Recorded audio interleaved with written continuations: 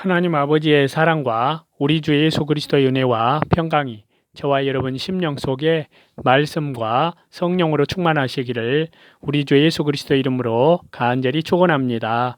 오늘은요, 구약 성경 요나서 1장을 본문으로요, 여호와 하나님 말씀을 거역한 요나와 다시 재림하시는 주 예수님 그리스도라는 제목으로 하나님의 말씀을 받도록 하겠습니다. 먼저 1절과 2절인데요. 니느웨 성의 악독이 하나님 앞에 상달하였기 때문에 하나님께서 요나 선지자를 불러서 니느웨로 보내어 그 성읍에 대하여 경고하라고 하셨습니다.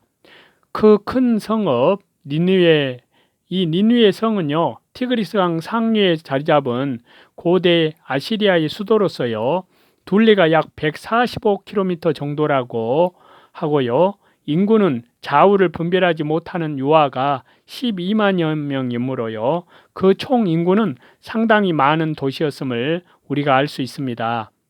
쳐서 외치라. 니느웨 성이 죄악이 가득 찼기 때문에 그 죄악에 대하여 심판이 임할 것을 경고하라는 것입니다. 다시 말씀드리면요. 40일 후에는 하나님께서 니느웨 성을 멸망시킨다는 것을 전하라는 것입니다. 그 악독이 내 앞에 상달하 있음이니라. 하나님께서는 인간의 죄를 다 보시고 계시며 죄가들이 다 들어차면은 반드시 심판하신다는 말씀이십니다. 악이 차면 하늘이 반드시 죽인다는 말도 있습니다. 3절인데요. 요나 선지자는 니느웨로 가서 외치라는 하나님의 명령을 거역하고 다시스로 도망하기 위해서 욥바로 내려가서 다시스로 가는 배에 올라탔습니다. 욥바는요, 유다 서쪽 지중해 해변에 위치한 항구인데요. 다시스는 유다 지방에서 서쪽으로 3,000km나 떨어져 있는 스페인 지방이라고 할 수 있습니다. 요나가 니느웨로 가기를 싫어한 이유는 무엇일까요? 그 이유를 살펴보면요. 첫째는 자기 위신이 실추될 것을 알았기 때문입니다. 만일 요나 선지자가 니느웨로 가서 전도했을 때 니느웨 사람들이 그 전도를 듣고 회개하여 죄에서 돌이키면 은혜로우시고 자비로우시며 노하기를 더디하시는 하나님의 성품으로 미뤄볼 때 재앙을 내리지 않으실 것 같고, 만일 그렇게 되면 자기가 40일 후에 멸망한다고 한 그 말이 거짓말로 인정되기 때문이었습니다. 두 번째 이유는요, 죽임당할 우려가 있기 때문이었습니다. 니느웨는 아수르의 수도이고요. 그 당시 아수르는 강대국으로서 유다와 온수가 되어서 이스라엘을 압제하고 있었습니다. 하나님을 모르는 적국 아수르의 수도에 가서 그 나라가 멸망할 것을 외치면 잡혀서 감옥에 갇히거나 죽임을 당할 위험이 있었습니다. 그러므로 요나가 니느웨로 가지 않으려고 하나님 앞에서 도망을 친 것입니다. 오늘날에도 하나님을 모르는 적그리스도 나라에 가서 40일 후에 하나님이 그 나라를 멸망시킨다고 외치면 그들이 가만히 있을까요? 세 번째 이유는요, 온수의 나라가 멸망하기를 원하는 마음이 있었기 때문입니다. 요나는 이스라엘의 온수인 아수르 제국이 하나님의 심판을 받아 멸망하기를 바라고 있었는데요. 자기의 전도를 듣고 그 사람들이 회개하면 하나님이 멸망시키지 않을 것이라고 생각했기 때문입니다. 이상과 같은 생각에서 요나는 니느웨로 가기를 싫어하여서 다시스를 향해 도망하였지만요. 그것은 크게 잘못한 것입니다. 요나의 잘못된 점은요, 여러 가지가 있는데요. 첫째는 자기 중심입니다. 요나는 하나님의 뜻을 이루어 드리는 것을 첫째로 하지 않고 자기가 피해를 안 보고 자기 체면 세우는 데만 급급하였다는 것입니다. 이것은 하나님 중심이 아니라 자기 중심으로 기울어진 것입니다. 하나님의 말씀을 순종하여 니느웨를 쳐서 외칠 때 그 사람들이 회개하고 돌이킴으로 하나님께서 용서해 준다고 하면 얼마나 좋은 일입니까? 자기는 낮아져서 아무리 멸시와 천대를 받고 무시를 당해도 하나님의 뜻만 이루어진다고만 하면 감사하고 만족해야 될 줄로 믿습니다. 그러나 요나 선지자는 하나님의 뜻은 생각하지 않고 인간의 생각으로 나아갔다는 것입니다. 그리고 그 다음에는요, 육신 중심입니다. 자기의 명예와 육신의 생명을 더 귀하게 여겨서 하나님의 명령을 순종하지 않았다는 것입니다. 영적 생명보다 육신의 생명을 더 중히 여기고 하나님의 말씀 지키는 것보다 자기 명예를 더 중히 여겼습니다. 요나 선지자에게는 자기 목숨이 우상이 된 것입니다. 세 번째 이유는요, 다른 사람의 생명을 사랑하고 귀히 여기는 마음이 없었습니다. 요나 선지자가 니느웨 사람의 생명을 귀히 여기지 않고 그들의 생명을 살리는 일을 귀중히 여기지 아니하며 오히려 그들이 멸망하기를 기다렸던 것입니다. 하나님은 악인이 멸망하는 것을 조금도 기뻐하지 않습니다. 그들이 악에서 돌이켜 사는 것을 기뻐하신다고 에스겔서에 이미 말씀하고 있습니다. 그래서 에스겔 18장에 보시면요, 나 주 여호와가 말하노라 내가 어찌 악인의 죽는 것을 조기민들 기뻐하랴. 그가 돌이켜서 그 길에서 떠나서 사는 것을 어찌 기뻐하지 아니하겠느냐라고 말씀하고 있습니다. 여호와의 낯을 피하려고 일어나. 자, 이것은 요나 선지자의 심령이 어두워진 것을 증거합니다. 사람은 어느 누구도 여호와 하나님의 낯을, 우리 주 예수 그리스도의 낯을 피할 수 있는 사람은 한 사람도 없습니다. 피할 수가 없습니다. 하나님은 천재 충만하시고 무소부재하신 하나님이시기 때문에 어디로 갈지라도 하나님의 낯을 피할 수가 없습니다. 여호와 하나님의 낯을 피하려 하는 것은요, 어리석은 행동이요, 그 자체가 심령이 어두워진 증거입니다. 욥바로 내려갔더니 마침 다시스로 가는 배를 만난지라. 요나 선지자가요, 하나님의 낯을 피하여 욥바로 내려갔을 때 마침 거기에서 다시스로 가는 배를 만났습니다. 그 당시에 배가 많이 있을 리도 없고 또 다시스로 가는 배도 늘 있는 것이 아닙니다. 그러나 요나 선지자는 마침 다시스로 가는 배를 만나 그 배를 탈 수 있게 되었습니다. 그러므로 요나가 하나님의 낯을 피하여 도망가는 일이 순조롭게 진행되어 갔다는 것입니다. 즉 요나는 마침 다시스로 가는 배를 만났고 선가를 줄 돈이 있었고 그 배에 자석이 남아 있었습니다. 이렇게 도망가는 길이 형통하게 열렸습니다. 여기에서 우리가 한 가지 깨달아야 할 것은 무슨 일을 하려고 하는데 그 일이 척척 잘 열린다고 해서 하나님의 뜻으로 알면 안 된다는 사실입니다. 사람들은 보통 일이 잘 되어갈 때 그것이 하나님의 뜻으로 잘못 알기가 쉽습니다. 앞길이 척척 열려도 하나님의 뜻이 아닌 것이 있습니다. 성도가 하나님의 뜻을 올바로 찾는 방법에는요, 몇 가지가 있는데요. 첫 번째는 성경 말씀에 맞아야 됩니다.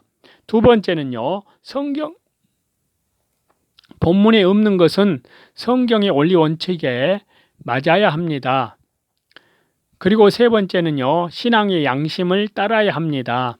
하나님은 요나에게 니느웨로 가라고 하셨기 때문에 다시스로 도망가는 일이 양심에 편할 리가 없었습니다. 네 번째는요, 성령님의 감동으로 찾아야 합니다. 성령님의 감동을 받으려면 기도를 많이 해야 합니다. 그리고 다섯 번째는요, 하나님의 섭리적인 역사에서 찾아야 합니다. 자기에 대한 하나님의 뜻과 사명을 올바로 찾아 그 길로 가야 합니다. 사람에게는 누구나 자기에 대한 하나님의 뜻이 있고 또한 사명이 있습니다. 성도는 누구나 복음에 대한 사명, 구원 역사에 대한 사명이 있습니다. 그 사명을 망각하고 요나와 같이 이기주의와 육신 중심으로 자기의 뜻만 생각하고 나아가면 하나님께서 진노하십니다. 그렇기 때문에 자기에 대한 하나님의 뜻을 잘 찾아서 그 뜻을 순종하는 것이 중요합니다. 요나가 하나님의 명령대로 니느웨로 가서 말씀을 전하면 환난과 핍박을 받게 될 것이고, 만일 하나님이 용서하심으로 니느웨가 망하지 않을 경우에 자신은 망신을 당하고 사람들에게 거짓말쟁이로 인정받게 될 것이라고 생각을 했습니다. 그래도 하나님의 말씀대로 가서 하나님의 말씀을 전파하여야 한다는 사실입니다. 우리는 좁은 길로 걸어가면서 십자가를 지고 자신은 세하더라도 주 예수님만 흥해야 하겠다는 신앙으로 나가야 합니다. 4절인데요. 여호와 하나님께서 요나의 죄로 인하여 태풍을 바다에 내리심으로 요나가 탄 배가 거의 깨어지게 되었습니다. 그래서 시편 104편 4절에 말씀하시기를요. 바람으로 자기 사자를 삼으시며 화염으로 자기 사역자를 삼으시며 라고 말씀하고 있습니다. 요나 선지자가 하나님의 뜻을 어기고 자기 생각을 따라가기 때문에 하나님께서 큰 바람을 보내서 풍랑이 일어나게 하신 것입니다. 오늘날 우리도 하나님의 뜻을 어기고 나아갈 때 처음에는 길이 척척 열리고 잘 되는 것 같지만요. 얼마쯤 나아가면 하나님께서 환난 풍파를 일으키시기 때문에 난관에 빠지게 된다는 것입니다. 그러므로 더 나아갈래야 나아갈 수 없고 뒤로 물러설 수도 없고 가만히 있을래야 가만히 있을 수도 없는 그러한 고통에 빠져서 죽을 지경에 이르게 되는 것입니다. 5절인데요. 배가 풍랑으로 인하여 침몰하게 되었기 때문에 선원들과 선객들이 각각 자기 신 우상을 찾으며 부르짖었습니다. 그러나 아무 소용도 없고 풍랑은 점점 더 흉용하여 배가 거의 파선의 위경에 직면하였습니다. 그러므로 그 배를 가볍게 하려고 배 안에 있는 물건을 내어버리며 생명을 건져보려고 애를 썼습니다. 그러나 요나는 배 밑층에 내려가서 누워 깊이 잠이 든지라. 하나님의 낯을 피해 도망가는 요나는 영적 흑암을 만났고요. 마음이 편치 않아서 모든 것을 다 잊어버리려고 배 밑층에 내려가 누워 잠이 든 것입니다. 마음이 편치 않은 사람이 잠을 잘 자는 경우가 있습니다. 마음에 평안이 없으니 일을 할래도 일이 손에 잡히지 않아 잠으로 다 잊어버리려고 합니다. 마음이 편치 않은 사람은 구석을 찾아다니거나 잠자기를 좋아합니다. 우리는 요나와 같이 배 밑층에 내려가서 잠을 자는 성도가 되어서는 안 됩니다. 성도는 언제나 심령이 평안하고 하나님과 더불어 영적 화평을 누리며 하나님께 점점 가까이 나아가서 하나님의 눈앞에서 사는 성도가 되어야 될 줄로 믿습니다.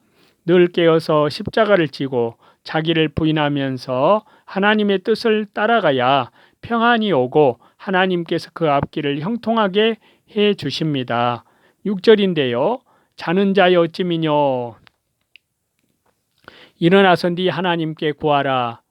그 배 안에는요 많은 사람들이 타고 있었는데요. 그들은 각기 자기들의 신 우상에게 구하여 그들이 당한 풍랑을 멈추게 하여 달라고 간절히 기도했지만 헛된 수고였습니다.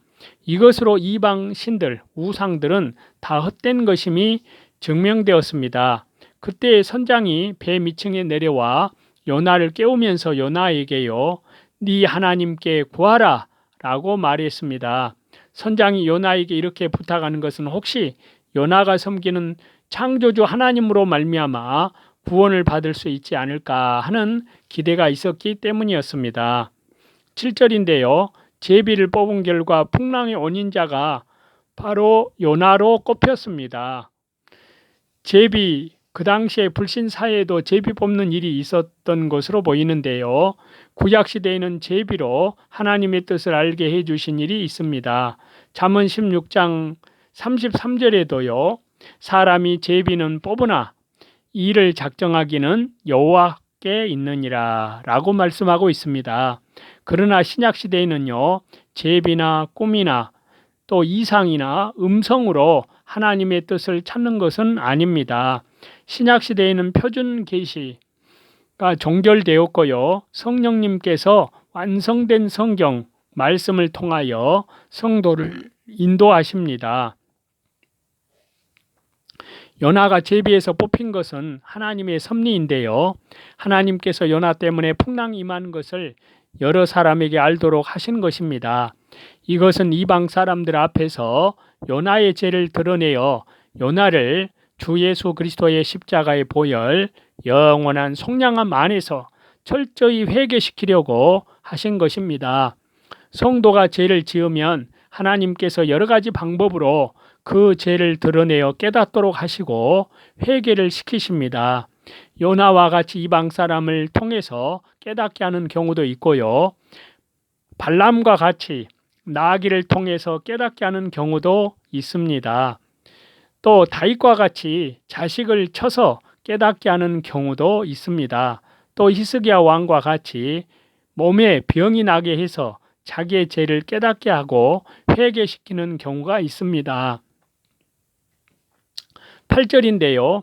배에 있는 무리가 요나에게 무슨 연고로 이런 재앙이 임하였는지 자세히 말하라고 하였습니다. 무엇 때문에 이 환란이 왔는지, 요나가 어떠한 사람인지를 자세히 살펴서 해결하려는 것이었습니다.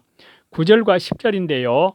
요나가 하나도 숨기지 않고 솔직하게 모든 일을 다 고백을 했습니다.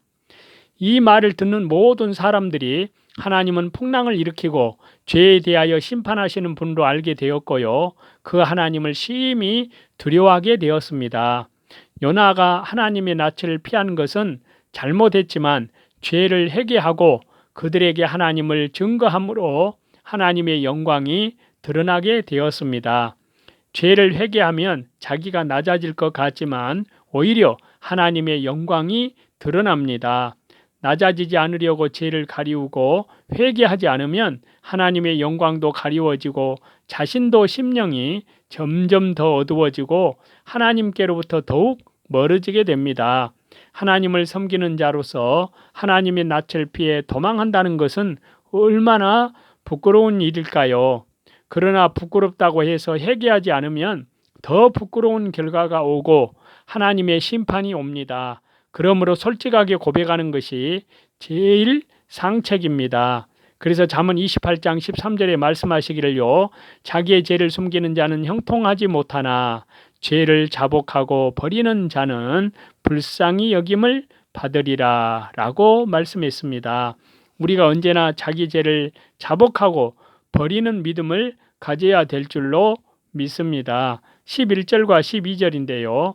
나를 들어 바다에 던지라. 이것은 요나가 자기 죄를 인정하고 진정으로 주 예수 그리스도의 십자가의 보혈, 영원한 속량함 안에서 철저히 회개를 자기의 죄를 뉘우치고 그 죄악을 멀리 버리는 그러한 태도입니다.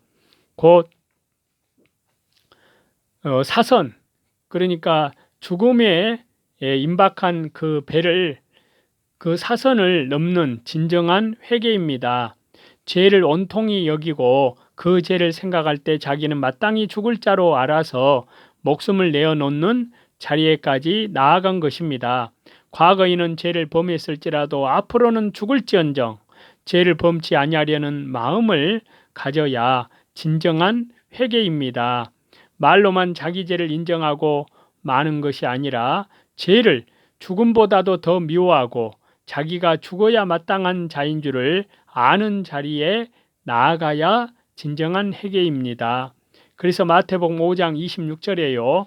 진실로 네게 이르노니 네가 홀이라도 남김이 없이 다 갚기 전에는 결단코 거기서 나오지 못하리라 라고 말씀했습니다. 죄를 지으면 흑암에 갇혀 자유가 없고요. 거기에서 나오는 방법은 홀이라도 남김없이 다 갚는 회개입니다. 홀이는 로마의 최소 단위 화폐인데요. 지극히 작은 죄까지 회개해야 흑암에서 나올 수 있다는 것입니다. 우리가 법적으로는 예수님이 십자가에서 우리 죄를 대신 짊어지고 죄값을 다 지불하셔서 죄를 사함을 받았습니다. 그러나 그 죄악의 영향력과 흑암에서 벗어져 나오고 하나님과의 교통을 다시 찾고 새 생명의 세계로 다시 들어가려고 하면은 홀이라도 남김없는 참된 회개가 있어야 됩니다. 너희가 이런 폭풍을 만난 것이 나의 연고인 줄을 내가 아노라. 자, 요나가 풍랑이 일어난 데에 대한 책임을 진 것입니다. 책임을 다른 사람에게 전가시키면 안 됩니다. 각자가 자기 때문에 이렇게 됐다고 하면 모든 일이 올바로 됩니다. 책임을 전가시키는 것은 마귀의 시험에 빠진 것입니다. 13절과 14절인데요. 선원들이 요나를 희생시키지 않고 억지로 배를 돌려 육지에 대어 보려고 했지만 바다는 더욱 흉령하였고요. 그들의 노력은 허사가 되었습니다. 여호와여 구하고 구하오니 이방 사람들이 하나님께 기도할 수 있었던 것은요, 요나를 통해서 하나님께 대한 증거를 듣고 알게 되었기 때문입니다. 이 사람의 생명가닥이 우리를 멸망시키지 마옵소서. 무죄한 피를 우리에게 돌리지 마옵소서. 자, 요나는 하나님께 범죄하였지만 벳사람들이 보기에는 죄가 없다는 것입니다. 그러므로 그들이 요나를 바다에 빠뜨려 죽이면 무죄한 사람을 죽이는 것이 됩니다. 그러나 요나가 풍랑이 일어난 원인이 자기인 것과 자기를 바다에 던져야 바다가 잔잔해질 것이라고 말을 했고, 바다는 점점 더 흉흉하기 때문에 할 수 없이 요나를 바다에 던지기로 결정하였고, 요나 죽인 죄를 자기들에게 돌리지 말라고 기도하는 것입니다. 15절과 16절인데요. 요나를 바다에 던지니까 풍랑이 즉시 그쳤습니다. 벳사람들은 요나의 말대로 그 풍랑의 원인이 요나 때문이었던 것을 확실히 깨닫게 되었고요. 바다를 주장하시는 하나님 여호와를 크게 두려워하며 여호와 하나님께 제물과 서원을 드렸습니다. 17절인데요. 요나가 다시스로 도망하다가 풍랑을 만났고 결국 물고기 뱃속에 들어갔습니다. 요나가 희생할 생각을 하지 않고 낮아지지 않고 자기가 잘 되려는 생각으로 도망하다가 물고기 뱃속에 들어간 것입니다. 하나님의 명령을 불순종하고 자기 생각대로 자기를 위하여 가는 길은 반드시 풍랑을 만나고 환난 가운데